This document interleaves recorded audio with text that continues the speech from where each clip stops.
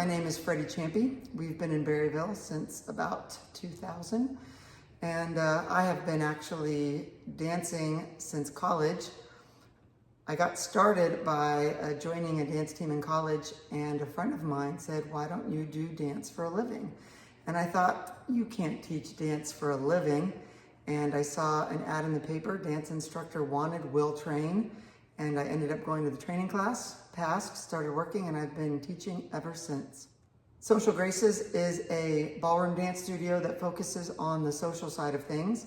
Although we do everything, performances, competitions, and such, our focus is to prepare people for the common social event, and we pride ourselves on our family atmosphere. What is ballroom dancing?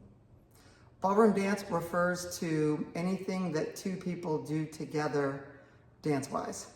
Whereas, let's say ballet and perhaps even hip hop, these can be performance arts where you're doing it for the purpose of performing. Folk dancing is more of a group dance. Commonly, it's a group dance. Whereas ballroom dance is specifically two people dancing together. There are common ballroom dances in America like waltz, foxtrot, tango, rumba, cha-cha, swing, and more. And we do teach the common styles, and we even have some niche styles that we teach, like West Coast swing and Argentine tangos and more. So being a part of our staff, you will be required to learn the common dances, and then you'll have the option of learning more past that. Why become a ballroom dance teacher? Well, one, aside from the fact that you should enjoy dance in general, I think the most important reason is that you enjoy teaching and working with people. One of the harder things I think about being a ballroom dance teacher is that if you were a student, all of the energy was going to you from your teacher. But being a teacher, you have to give energy to your students, and that's quite a different feeling. So I find a lot of times when people start out as a student, they generally don't enjoy being a teacher because of that differential. And when people that enjoy dancing, and that's it, they don't like being a ballroom dance teacher because the teaching aspect is such a crucial aspect of teaching ballroom dance. We have our long-term goals, our short-term goals. We're trying to keep our students from being stagnant. So why become a ballroom dance teacher? I would say because you enjoy the feeling of community that comes with working with others. And then you also happen to like dance. What is the role of a ballroom dance teacher? The role of a ballroom dance teacher is quite varied, actually. People might generally think you just teach dance. And yes, we teach dance, but teaching people is quite intricate and difficult. Also, we do much more than teach dance. If somebody comes into their lesson and they're sad, for example, not only are we teaching them how to dance, we're trying to manage their mood, maybe even improve their mood, maybe even create a way of looking at life through dance and more that will help them improve their mood when they're not even here, like going out to dances outside of the studio, for example.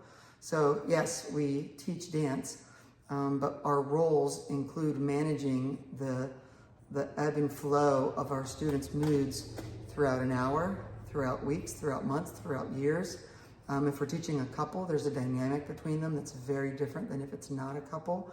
You yourself will have your own moods as well, and being able to manage that when you're around students and creating the most welcoming environment possible, that's probably one of the harder aspects. Another is just the procedures that the studio uses. So if we have a particular event that's coming up, how do we run this specific event so that it matches what we advertised?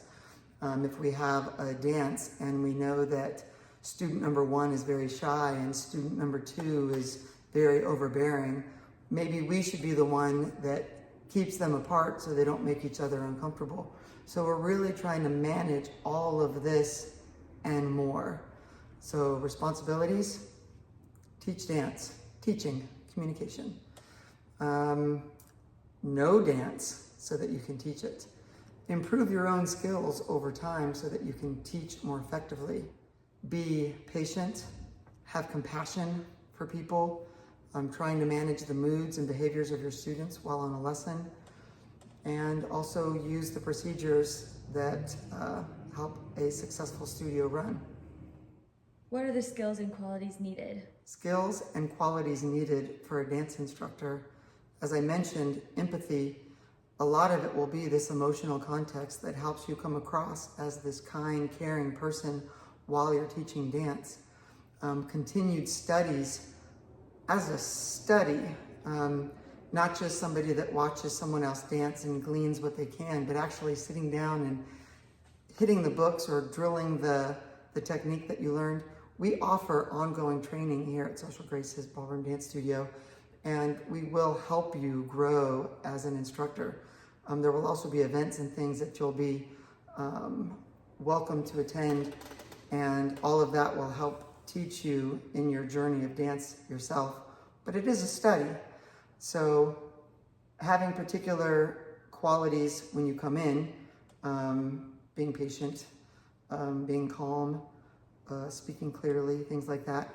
We will teach you how to have the good communication skills. We will teach you how to teach. We will teach you how to sell, which I would say is good communication skills. And we will teach you how to dance. We will teach you all the skills that you need to be a successful dance instructor. We offer ongoing training at Social Graces, but we will also pay for your first certification. There's 3 big certifications, bronze, silver, and gold. And it can take up to a year to get certified in bronze. It can take a long time because there's so much information that you're trying to learn. And you'll be teaching students during that time. Our training class is about 3 months long. And for the average person, if you already know about dance, you'll not only get the specifics of the dances and realize the depth with which an instructor needs to understand dance, but we will train you on teaching, we will train you on our procedures, and when you put all of that together, you'll be able to start teaching. And then we hope through the studying, some self-studying and some taking the training class that we offer, the ongoing training, you'll be able to certify. By and far, dance instructors teach private lessons. That's the way with which we glean the information that's inside of us and try to get it into our students. So different career paths that you might take, well, by and large, you're going to learn how to teach private lessons and how to teach group classes. As a secondary thing, you'll learn how to host dance events, but you could take the career path of being a professional competitor, let's say. You can take the career path of being somebody that does primarily events like going into businesses and teaching them teamwork abilities and things like that, but using dance as a catalyst for that. Maybe you'll want to be an adjudicator one day, so you'll take that as a career path. But by and large, most dance instructors will take the common approach and become a dance instructor and work in a studio teaching private lessons and group classes. But even within Social Graces, you could become a manager, you could become a dance director. There are multiple ways to go when you take this opportunity of a dance teacher.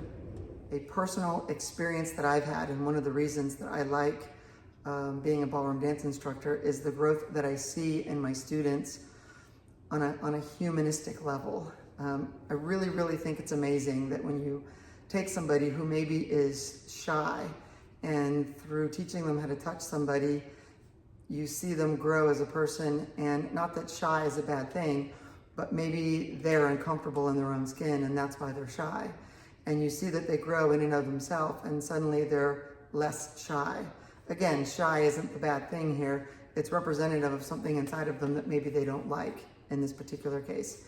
And with that growth, they stand up more. They speak to people more clearly, and you just see this common growth in people. And it has nothing to do with their dance journey. It has to do with their life journey. We just happen to be touching the student through dance. And as I mentioned before, there's so much to being a dance instructor that has nothing to do with specifically dance. I had a student who couldn't stand up straight and she had osteoporosis. And just by taking her dance lessons, she informed me that she wanted to have better posture. And I could tell that I'm not a doctor, I'm not a physical therapist. I'm not going to be able to give her the same types of exercises. So I did what I was able to do, and we did the exercises that we do in ballroom dance class. And even just in doing ballroom dance, she said some of the pain actually went away.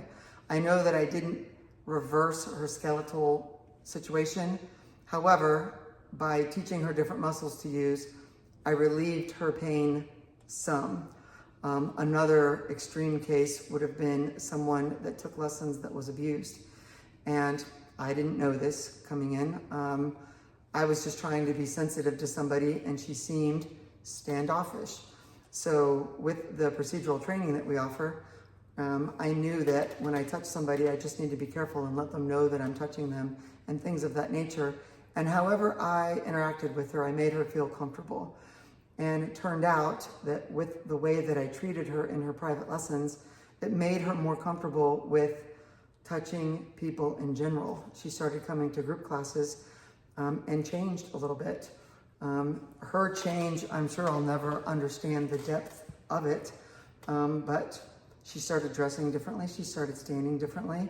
And again, I don't care how somebody dresses, but the change that I saw in her, to me, showed somebody that was more comfortable in their own skin. And then she later shared with me, years later, the impact that it had on her life, to where it kind of acclimated her back into society. And that's not something that I personally could understand on that level, but it affected her. And in much smaller ways, I hear these stories often from my students, where maybe when they do the dishes, their back hurts. And after taking dance lessons, their back doesn't hurt when they do the dishes anymore. Lots of small situations. We have a bodybuilder actually that came in to take lessons, and she just wanted to learn how to walk out on the stage in a professional way to show her physique. So she was taking dance class as a way of just helping her walk professionally. We have people that come in that love golf, and they realize that the way we move our hips mimics the golf swing. So they correct their golf swing by learning Latin hip motion. Again, I don't know how to golf, but in teaching about the body, our students glean things about everyday life and improve their life. But probably one of the most common is simply the lonely person that's bored and they're tired of sitting at home watching TV every night. And when they come in here, they have friends, they have people to talk to. The studio looks nice, they're doing nice movement, which gets the juices flowing. And overall, it's just a nice life improvement that I think everybody could enjoy. I made this video so that you could see a little bit about what it's like to be a ballroom dance instructor and just get the briefest of introductions to me and Social Grace's Ballroom Dance Studio. But if this sounds like something that you're interested in, call the studio, let us know you're interested. We'll be happy to set up an interview and tell you more about what it's like being a ballroom dance instructor.